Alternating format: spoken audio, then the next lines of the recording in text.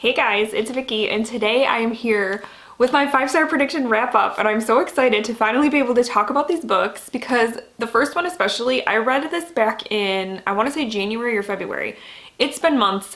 I really want to get my thoughts out. So yes, I think it was back in January, did a 5-star prediction TBR. I picked 4 books, and now today I'm going to wrap them up and let you know whether they were 5 stars. So this round was interesting. We'll just say that. So let's get into it. All right, so the first book that I had on my 5-star prediction list this time around was Celeste Ng's Everything I Never Told You. And this is a literary fiction set in 1970s Ohio, I believe it was. Yes, Ohio. And it's about the Lee family. I can't remember the husband's name. Oh, there we go, Marilyn and James Lee, and their 3 children, Lydia, Nath, and Hannah.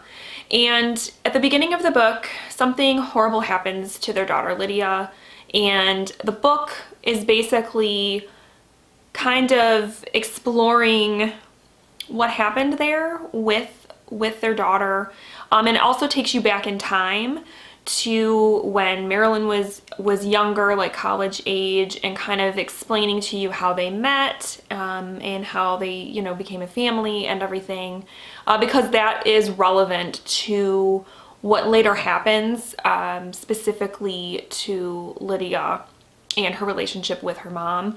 Basically, this book I took away from it being a parent, even though my children are young. In this case, Lydia was, I believe, 15 or 16. She was a high school aged kid.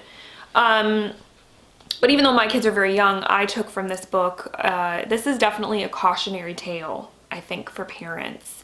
Because it's a story about what can happen when you force your dreams onto your kids and put that sort of pressure on them, and how that can backfire in very, very negative ways. What really, I think, got me in this book was that Lydia was so eager to please.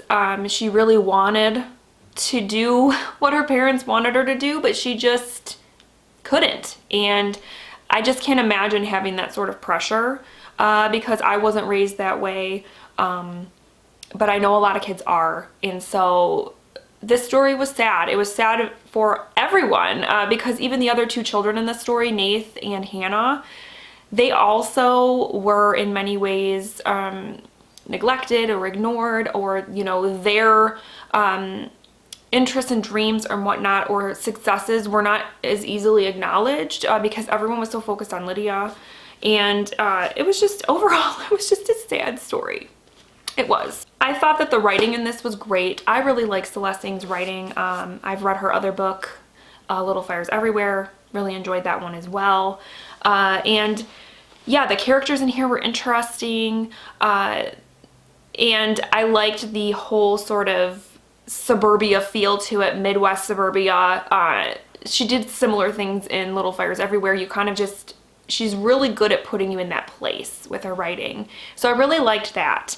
But for some reason, this one just didn't quite hit that 5-star for me, even though I felt like the themes were very important and the characters were great and everything. It just didn't quite do it.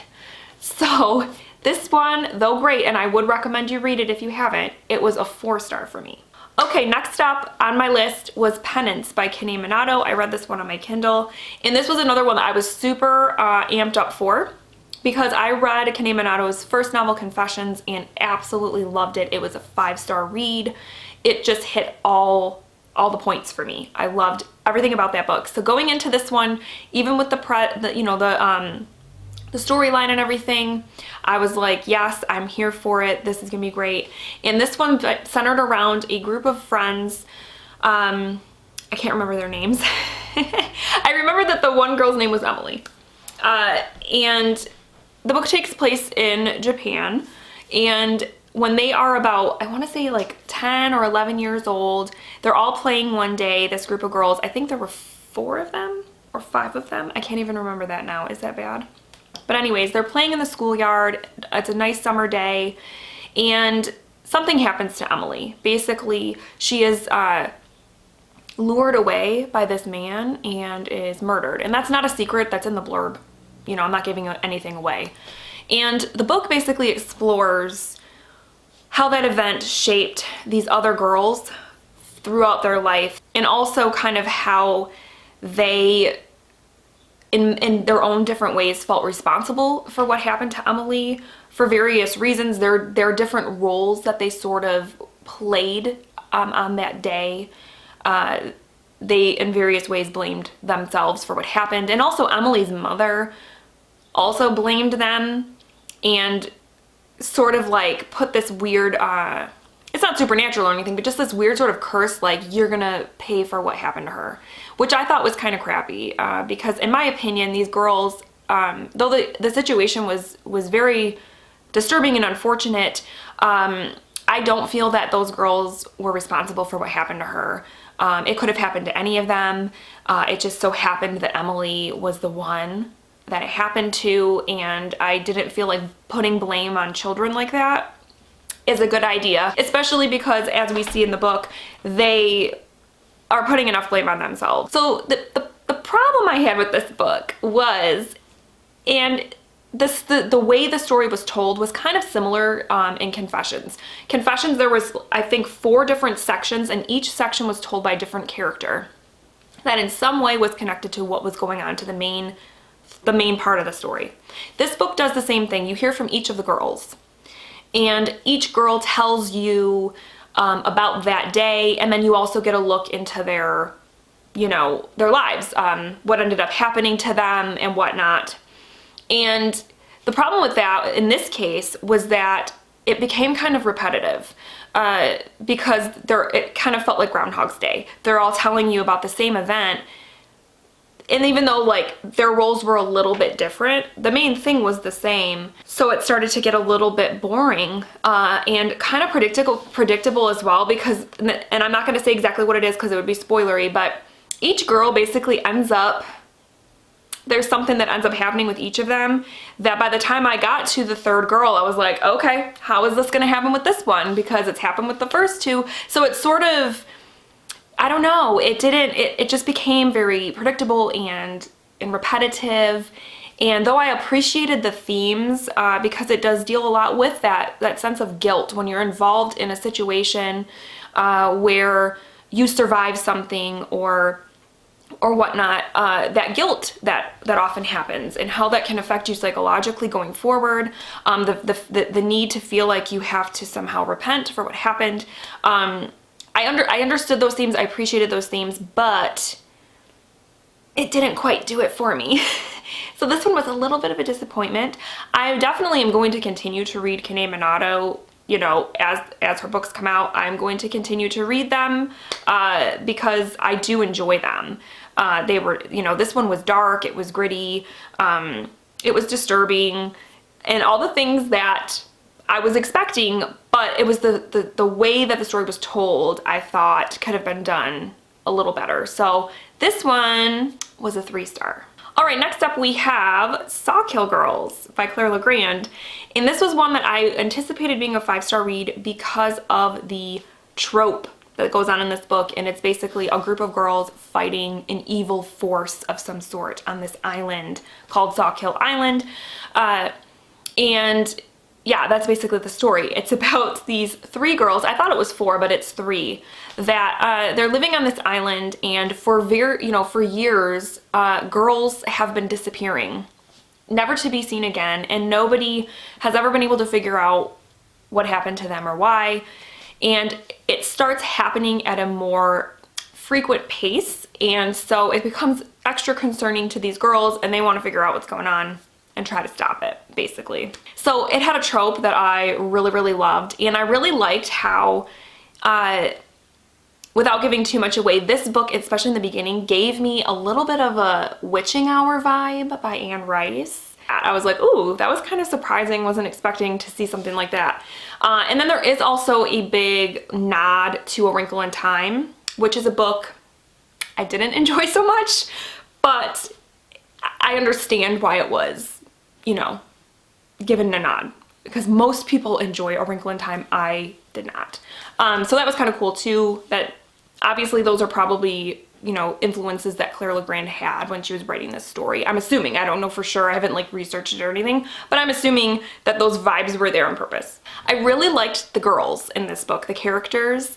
I loved the way that their relationship sort of evolved throughout the story. And by the end, I was very emotionally attached to these girls and like felt like I wanted to be in the friend group with them because just everything they go through and just, yeah, the sort of journey that they go on in trying to fight this monster was just really, I don't know, it was just very different to me because it was girls. And you know how normally it seems like girls are often very catty and there's always a lot of conflict and fighting even within girl friend groups. We all know this. And there's a little bit of that in this book, I'm not gonna lie, there's a little bit of that. But in the end, it was like, I just loved to see how they came together and everything. It was very, I don't know, it was very beautiful. I really loved it. And it definitely had some great supernatural elements, some scenes that were like, ooh, for me anyway. And so I appreciated that as well. It wasn't super scary. It wasn't over the top with the horror elements or anything, but it was cool. It was kind of, like I said, it kind of took some nods from different things, but it also was its own thing, and I really liked that about it. So the only kind of thing I had with this book was there is a pretty big element to the plot that is told to you pretty much right away. Very early in the book, right in the beginning of the book. And so I kind of felt like, okay, there's no element of like suspense or mystery here because you're told something pretty important right off the bat. And I don't know, it kind of took away from like that suspense vibe that I was kind of hoping for because you already know a lot at the beginning of the book. And I think for that reason, it was a little bit slow going for me in the beginning because there wasn't really anything that we were kind of trying to figure out. It was just like everything's there and you're just kind of waiting to see what's going to happen without having any sort of, like I said, mystery to solve. So for that reason, I gave it a 4-star. It just, again, it ticked some boxes for me, but it didn't quite give me that 5-star feeling. But yeah, I would definitely recommend this if anybody is out there, any of you guys that, you know, this sounds interesting to you and you want to check it out. If you love the whole like kids fighting evil trope, definitely check that out. But yeah, I mean, it had great characters. The girls were so awesome. The story was cool. It had a little bit of a slow start and I felt it gave away too much too early. So it was a 4-star, I recommend it, but it just wasn't quite a 5. Okay, and then lastly, we have Revolutionary Road by Richard Yates. And this is another like literary fiction that takes place in the 1950s in Connecticut. And we are following April and Frank Wheeler and their 2 children, and they live in this little quiet town, this little suburb, if you will.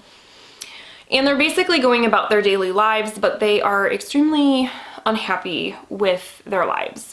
Frank is working a job that he doesn't like. He doesn't get anything out of it.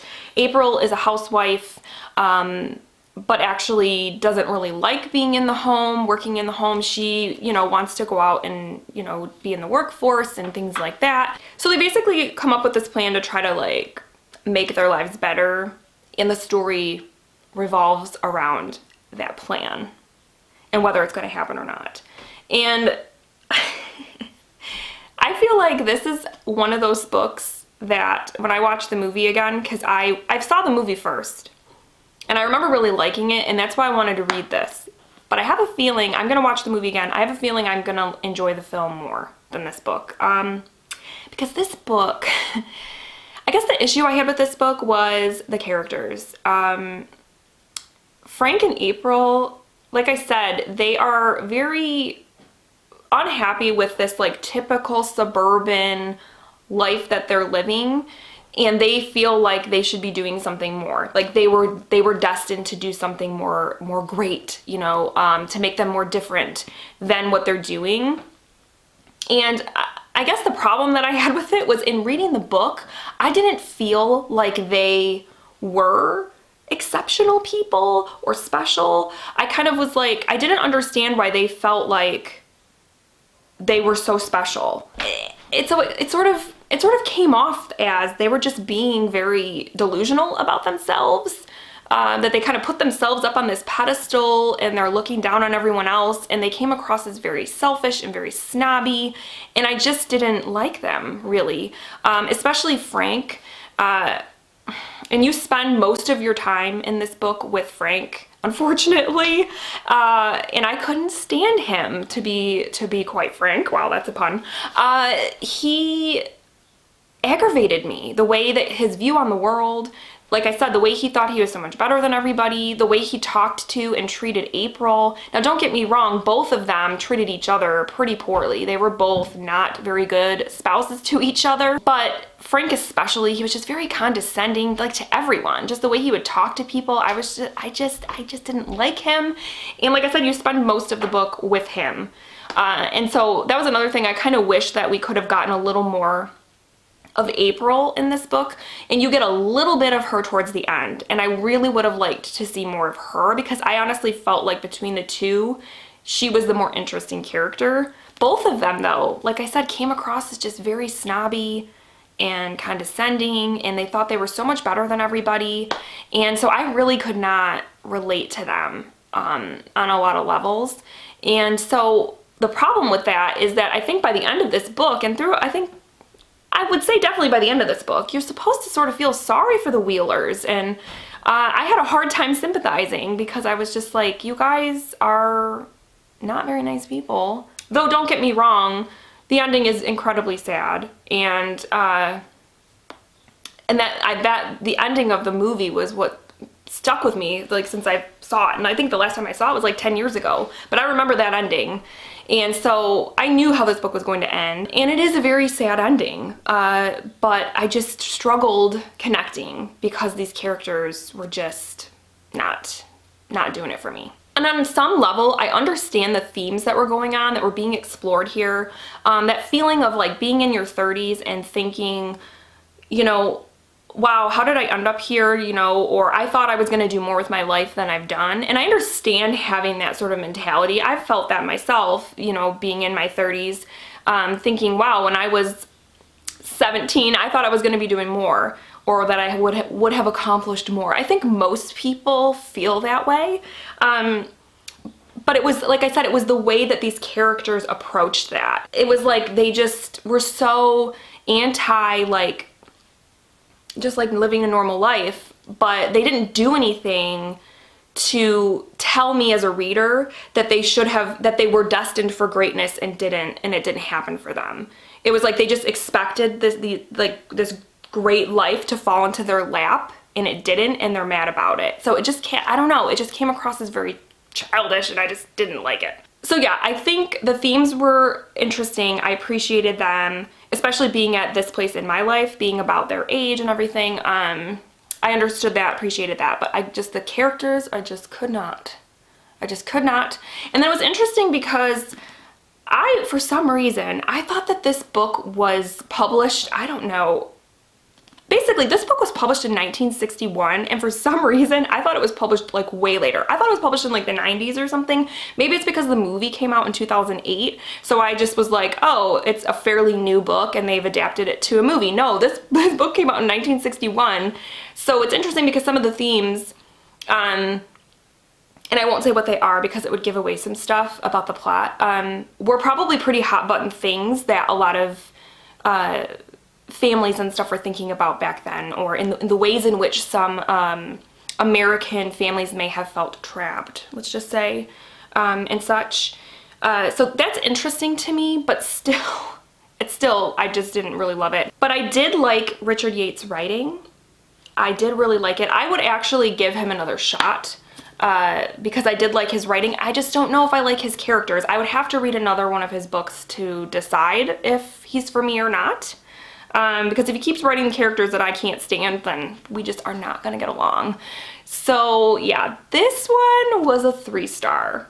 And I would say, if it sounds interesting to you, read it, because some people love it. Some people think it's brilliant. I'm just not one of those people.